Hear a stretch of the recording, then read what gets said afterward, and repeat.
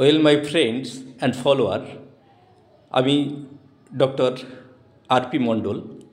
আমি এমডিএল থেরাপির মাধ্যমে সুগারের ট্রিটমেন্ট দিয়ে থাকি। সুগার এমন একটা রোগ, যে রোগ সাধারণ মানুষকে বুঝতে দেয় না তার সমস্যা। ধীরে ধীরে নীরব ঘাতকের মতো শরীরের মধ্যে প্রবেশ করে শরীরের একের পর এক গুরুত্বপূর্ণ অঙ্গগুলোকে নষ্ট করে দেয়। দিয়ে যখন কোনো একটা অঙ্গ ভীষণভাবে ক্ষতিগ্রস্ত হয়ে যায়, তখন কিন্তু সেটা সারানোর জন্য যখন ডাক্তারের কাছে যাওয়া হয়, তখন দেখা গেছে তার অনেক দূর পৌঁছিয়ে গেছে। তখন আর হাজার হাজার লক্ষ লক্ষ টাকা খরচ করেও তার সেই পূর্ব অবস্থায় ফিরে আসতে পারে না। এটা সাধারণ মানুষ বুঝতে পারে না। এর কোনো নিজস্ব জ্বালা নেই। জ্বালা না থাকার ফলেই এই সমস্যাটায় পড়ে যায় মানুষ। ইচ্ছা থাকলেও, ক্ষমতা থাকলেও ডাক্তারের কাছে গিয়ে যে প্রতিনিয়ত একটা ট্রিটমেন্টের অধীনে থাকবে, সেই মানসিকতাটা সবার থাকে না, বা জানলেও তারা বুঝতে পারে না। তাই এই অ্যাওয়ারনেসটা খুব দরকার। সুগার সম্পর্কে মানুষ যদি সচেতন হতে পারে, তাহলে কিন্তু এই সমস্যা থেকে মানুষ দূরে থাকতে পারবে। কারণ সুগার কী কী ক্ষতি করতে পারে, সেই ক্ষতির সম্পর্কে ধারণাটা সাধারণ মানুষের নেই। সুগার হলে একজন সুগার পেশেন্টের হার্ট অ্যাটাক হওয়ার সম্ভাবনা কিন্তু অন্যান্য সাধারণ মানুষের তুলনায় অনেক গুণ বেশি। যে সমস্ত মানুষ হার্ট অ্যাটাকে মারা যাচ্ছে, তাদের মধ্যে সুগার পেশেন্টের যদি একবার হার্ট অ্যাটাক হয়, তাহলে কিন্তু সে আর ফিরে আসার সম্ভাবনা খুব কম থাকে। কারণ সে বুঝতে পারে না। কারণ ডায়াবেটিক নিউরোপ্যাথি, এই নিউরোপ্যাথির কারণে আমাদের ব্রেনের সঙ্গে হার্টের যদি কোনো সমস্যা হয় বা পায়ের কোনো সমস্যা হয়, সেই সমস্যাটা কিন্তু ব্রেন বুঝতে পারে না। ব্রেন বুঝতে না পারার ফলে তাকে সতর্ক করতে পারে না। হঠাৎ করে দেখা যাচ্ছে যে তার একটা বড় অঘটন ঘটে যায়।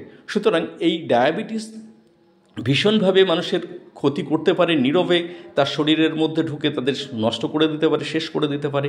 তা সেই জায়গাটাকে আমাদের সতর্ক হতে হবে। ডায়াবেটিসের সিমটমগুলি জানতে হবে। ওই যে এই ভদ্রলোক আমার সামনে বসে আছেন, এনার যখন ধরা পড়ে তখন বলছে যে ওজনটা কমে যাচ্ছিল। কি হচ্ছিল বলুন, আপনার প্রথম অবস্থায় কি হচ্ছিল? প্রথম অবস্থায় আমার যখন সুগারটা টেস্ট করি, তখন 400 কাছাকাছি ছিল। তা কি কারণে হচ্ছে সেটা তো বুঝতে পারছিলাম না। শরীরে কোনো সেরকম পরিবর্তনও ছিল না, কিন্তু একটা পরিবর্তন কি, দুর্বল লাগতো। দুর্বল বলতে আপনার ওজনটা আস্তে আস্তে কমে যাচ্ছিল। ওজনটা কমে যাচ্ছে, দুর্বল লাগছে, কোনো কিছু ভালো লাগছে না, প্রচণ্ড খিদে হচ্ছে, খিদে হয়েও শরীরে কিছু কাজে লাগছে না, বারবার ইউরিন যেতে হচ্ছে, বিভিন্ন জনের বিভিন্ন রকম সমস্যা তৈরি হয়। সেই সমস্যার পরে যখন টেস্ট করে দেখা গেল যে তার 400-র উপরে সুগার, সেই সময় তো মাথায় হাত। সাধারণভাবেই একজন রুগীর যখন সুগার ধরা পড়ে, সে ভাবে যে আমার জীবন থেকে খাবার দাবার সব শেষ হয়ে গেল, আর খেতে পাবো না। কিন্তু তা মোটেই নয়। সুগার হলে আমাদের খাদ্য মানে কি? খাদ্যের মধ্যে carbohydrate, fat, protein, vitamin, mineral এবং ফ্রেশ ওয়াটার, এইগুলি হচ্ছে আমাদের খাদ্য। এই খাদ্যগুলোকে সুষমভাবে যদি আমরা খাই, তাহলে আমাদের আর কোনো সমস্যা হবে না। আর সুগার হচ্ছে এমন একটা জিনিস, আমাদের যে খাবারগুলি খাচ্ছে, সেই খাবারগুলিকে কোনো শক্তিতে রূপান্তর ঘটতে দিচ্ছে না।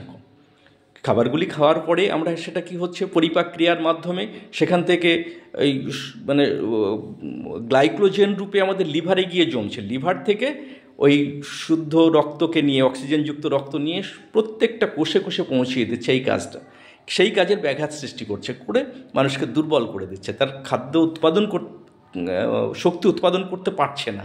তা সেই জায়গাটাকে ঠিক করতে পারলেই সুগার কিন্তু মানুষকে মারতে পারে না। সুগার অন্যান্য রোগগুলোকে ডেকে নিয়ে এসে মানুষকে মেরে দেয়। তাহলে সেই জায়গাগুলিকে আমাদের সতর্ক থাকতে হবে। এর কোন কোন জিনিসগুলোকে টার্গেট করে?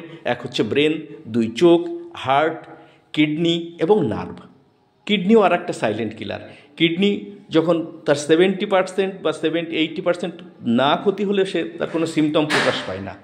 তাই কিডনি হচ্ছে আর একটা সাইলেন্ট কিলার। সেই সাইলেন্ট কিলার থেকে নিজেদের রক্ষা করতে হলে সচেতন হতে হবে। তবেই আমরা ডায়াবেটিককে দূর করতে পারবো, ডায়াবেটিক থেকে আমরা দূরে থাকতে পারবো, ডায়াবেটিকের ক্ষতির হাত থেকে আমাদের নিজেদেরকে রক্ষা করতে পারবো।